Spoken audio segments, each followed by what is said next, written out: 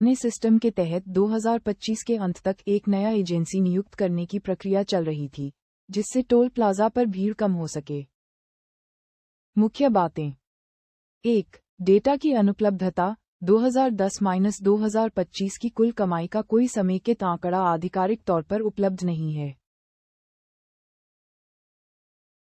Delhi MCD की 2010 से 2025 तक की कुल टोल कमाई का सटीक आंकड़ा सार्वजनिक रूप से आसानी से उपलब्ध नहीं है, लेकिन यह एक बड़ा राजस्व स्रोत रहा है, जिसमें हाल के वर्षों में सालाना 900 करोड़ रुपये या उससे अधिक की कमाई का लक्ष्य था, और 2025 में एक नई हाईटेक प्रणाली लागू होने की उम्मीद है ताकि टोल वसूली और भी सुगम हो सके, जिसमें फास्टैग की तरह स्वचालित कटौती शामिल है।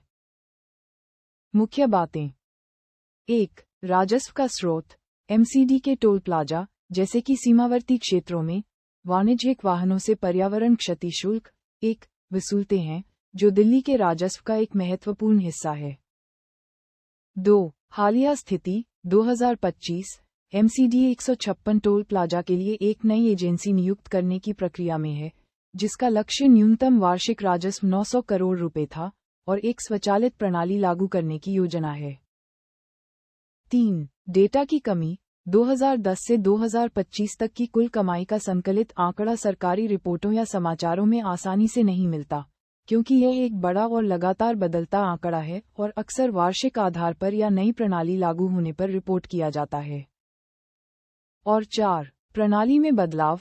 पहले वाहनों को रुकना पड़ता था, लेकिन अब फास्टैग की तरह स्वचालित कटौती प्रणाली ऑटोमेटिक डिडक्शन सिस्टम लागू करने की योजना है, जिससे भीड़ कम होगी। संक्षेप में, कुल कमाई एक बड़ी संख्या है, लेकिन सटीक और विस्तृत 15 साल का आंकड़ा उपलब्ध नहीं है, हालांकि राजस्व लक्ष्य और नई तकनीक की जानकारी मौजूद है।